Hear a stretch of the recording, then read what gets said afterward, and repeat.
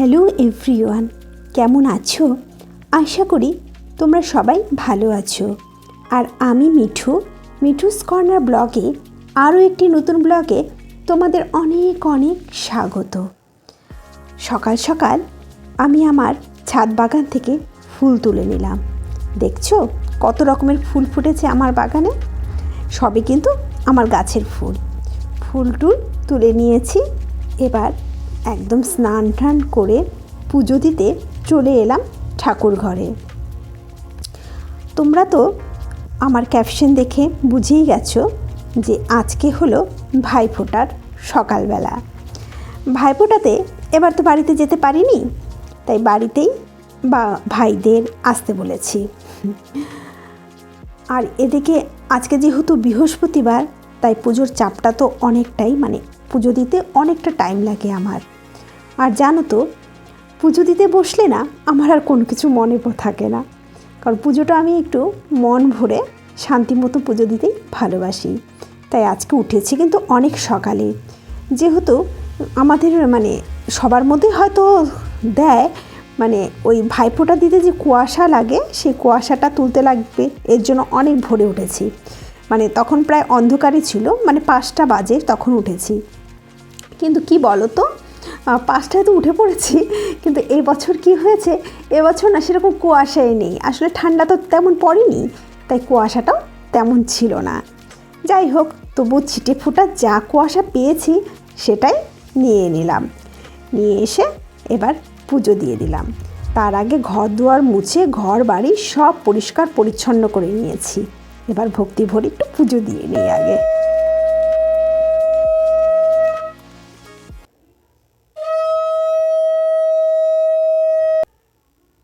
পূজা তো হয়ে গেল, এবার সজ্জা চলে এসেছি রান্নাঘরে ঢুকেই কিন্তু আমি আগে রান্না চাপিয়ে দিয়েছি। আমি না আজকে একটু সিম্পলি রান্না করব, যাতে আমার ভাইরা খেয়ে শান্তি পায়। ব্যাপারটা হচ্ছে, ভাই তো আসছে, ভাইয়ের সাথে ভাইয়ের বউ ভাস্তি আসবে, আর দিদিও এসেছে। জানো তো, দিদি এসেছে ধূপগুড়িতে। তো এবার তো আমি ধূপগুড়িতে যেতে পারছি না, কারণ আমার শাশুড়ি খুবই অসুস্থ, এর আগে ব্লগেও বলেছি। তা দিদিকে বলেছি তুইও আয়, তাহলে তোর সাথে আমার দেখা হবে। আর জানো তো, এবার না দিদিরও ফোঁটা নেই বলতে, দিদির শ্বশুর মারা গেছে 1 বছর হয়নি, তো তাই 1 বছর তো ফোঁটা দিতে পারবে না, ফোঁটাকে কোনো শুভ কাজই করতে পারবে না। যার জন্য এই বছর আর ও হবে না। তো আসবে সবাই একসাথে, এখানেই একটু খাওয়া দাওয়া ব্যবস্থা করব, সবাই মিলে একসাথে খাবো, মজাটা একটু অন্যরকমই হবে। আর এদিকে কিন্তু আমি ভাতটা চাপিয়ে দিয়েছি ফ্রাইড রাইসের জন্য, আর এদিকে মটন কষা করব। এদিকে দেখো আমার ফ্রাইড রাইস রেডি। আর কি করেছি চলুন দেখিয়ে দিই তোমাদের। এখানে অল্প চিকেন বানিয়েছি। চিকেনটা অ্যাকচুয়ালি আমার ভাস্তির জন্যই বানিয়েছি। ও না মটন খেতে একদম পছন্দ করে না, তা বাচ্চা মানুষ তো, যখন আসবে একটু মন পছন্দ খাবার না হলে কেমন হয়। আর এদিকে মটন কষা, আর তোমাদের যেটা দেখানো হয়নি, চাটনি করেছি, পাঁপড় ভাজা, আর মিষ্টি আছে টক দই সাথে। এদিকে আমি সেজে গুজে ওয়েট করছি কখন ওরা আসবে। আমার রান্নাবান্না সবই কমপ্লিট হয়ে গেছে, কিন্তু তাদের আসার আর সময় হচ্ছে না। আর এদিকে ঘড়ি বারবার দেখছি, এদিকে আমার ছেলে আর আমি বলছি এখনও আসছে না, শুধু বাইরে যাচ্ছি আর ঘরে আসছি, তবুও আসছে না। এই অবশেষে এরা এলো। বাপরে,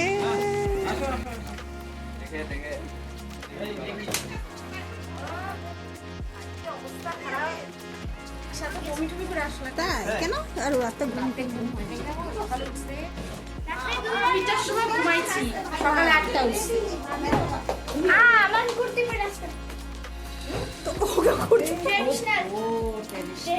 ঠিকই তো দেখলা নিয়ে বাবা, একটা ইসে আছে, চটের ব্যাগটা আছে।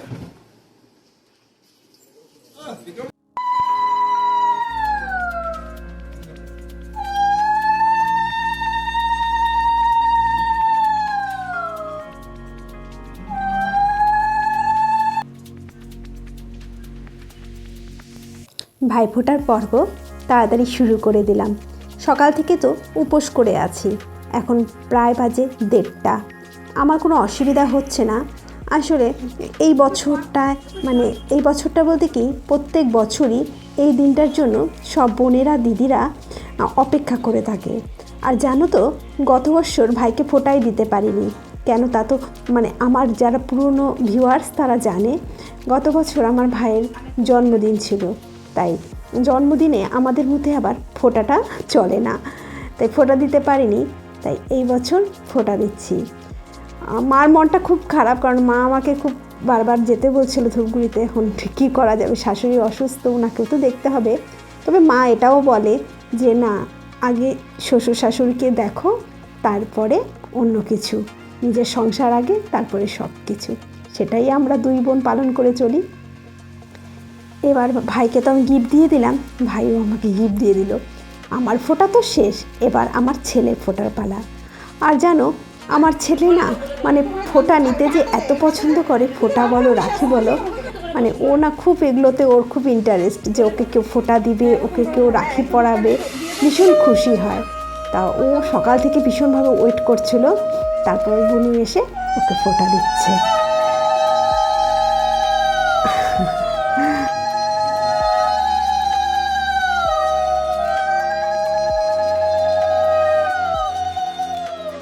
আশীর্বাদ হচ্ছে মনে হচ্ছে।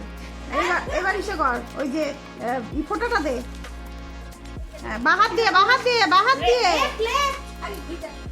যন্ত্রটা না বলে দিব। ভাইয়ের কপালে দিলাম ফোঁটা, জমের দুয়ারে পড়লো কাটা, ভাই যেন মরে না, কাটা যেন সরে না। হ্যাঁ এখন আমি বুঝতে হবে না, সকাল থেকে দুইজনকে দিলি তখন না। ভাইয়ের কপালে দিলাম ফোঁটা, জমের দুয়ারে পড়লো কাটা, ভাই যেন মরে না, কাটা যেন সরে না। হ্যাঁ এবার বল, একা একা বলবি, এবার মনে মনে বলবি। এবার হচ্ছে একটু মধু কানে দে, পাথরটা মাথা কপালে ছোঁয়া, কপালে আর বুকে। হ্যাঁ এবার এবার হচ্ছে যে একটু মধু কানে দাও,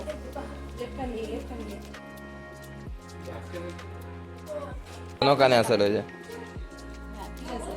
এবার হচ্ছে ইসে কর, মিষ্টি খাওয়া দাদাকে।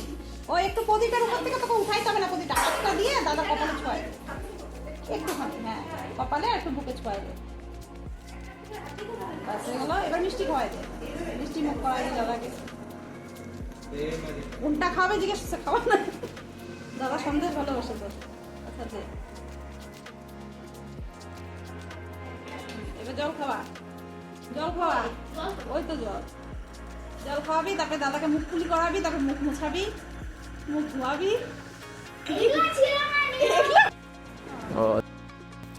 দাদা তার বোনকে এই গিফটটা দিয়েছে, তাই সেটা খুলেই সবাইকে দেখাচ্ছে তার ছোট্ট বোন। আর এদিকে ছোট্ট মোট্ট একটি আড্ডা বসেছে, সবাই মিলে আমরা আড্ডা দিচ্ছি। এদিকে দিদিও পকোড়া ভাজতে চলে এসেছে। দিদি মা ভাই বউ এমনই হয়, যখনই আসে মানে আমাকে হেল্প করার জন্য তারা ব্যস্তই থাকে সব সময়ের জন্য। তাই যখন ওরা আসে আমার কোনো কিছুই মানে কাজ মনে হয় না, ভীষণ মানে বরঞ্চ আমার হয়, আরাম হয় ওরা আসলে।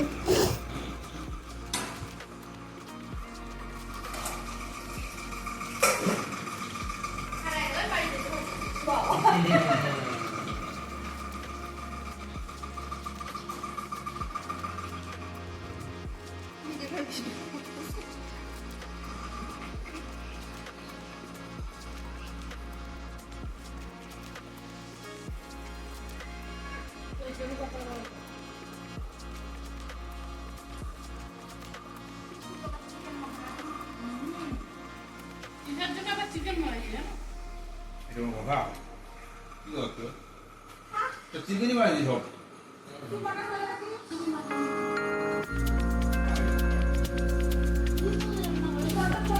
কাজ করতে পারতি, মাংস একসাথে রান্না করতি, মটন চিকেন গুলো চিকেন রাখতি, রান্না হয়ে গেল চিকেন আলাদা করে বুঝিয়ে দিই।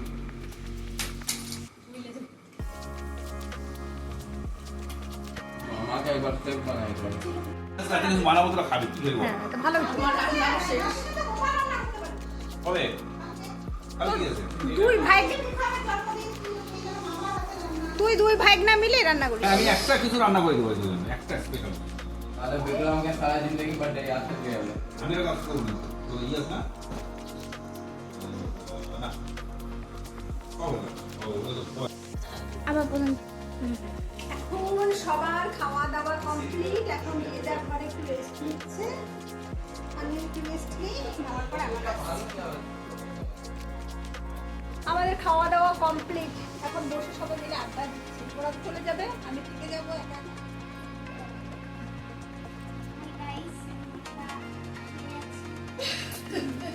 সবাই দেখতেছি বেশি আছি, পরে আবার আসছি। এবার জানো তো ওদের যাবার পালা, আর আমার ছেলেও ওদের সাথে যাচ্ছে, যেহেতু আমি যেতে পারবো না। আর ও এবার এসে না ওর মামার বাড়িতে যায়নি। আর জানো কালকে ওর জন্মদিন, খারাপ লাগছে, ছেলেটা আসছে কয়দিনের জন্য, আবার মামার বাড়ি গিয়ে 2-3 দিন থাকবে, তার মধ্যে জন্মদিনে আমার কাছে থাকবে না। কিন্তু কি করব বলো, ওরও তো একটু শখ ফুর্তি করতে ইচ্ছা করে। ওর যেহেতু মানি এসেছে, ওর আবির মানে আমার দিদির ছেলে এসেছে, যেটা ওর বন্ধুই বলা চলে, তো সবাই এসেছে, এর জন্য ওর মন কি আর বাড়িতে থাকে। তা বললাম যে যা 2 দিন ঘুরে আয়। আর জানো আমার বাপের বাড়ি মানে ধূপগুড়িতে পূজা খুব ভালো হয়, মানে এত সুন্দর পূজা হয় না, বাইরের থেকে অনেক লোক যায় ধূপগুড়িতে পুজো দেখতে। তো আমার ছেলে এর জন্য আরও বায়না, তো ঠিক আছে যাক ঘুরে আসুক। আর আমার মনটা ভীষণ খারাপ লাগছে, আসলে সবাই চলে যাচ্ছে, এখন আমি একদম একা থেকে যাব, কি করা যাবে। তাহলে আজকের ব্লগটা তোমাদের কেমন লাগলো অবশ্যই কমেন্ট করে জানাবে। আর যদি ভালো লেগে থাকে একটি লাইক করে দিও। আর যারা আমার নতুন বন্ধু তারা প্লিজ চ্যানেলটিকে সাবস্ক্রাইব করে দিও। আর জানি ভিডিওটা অনেক দিন পর দিচ্ছি, তবুও ভালো থেকো তোমরা সবাই।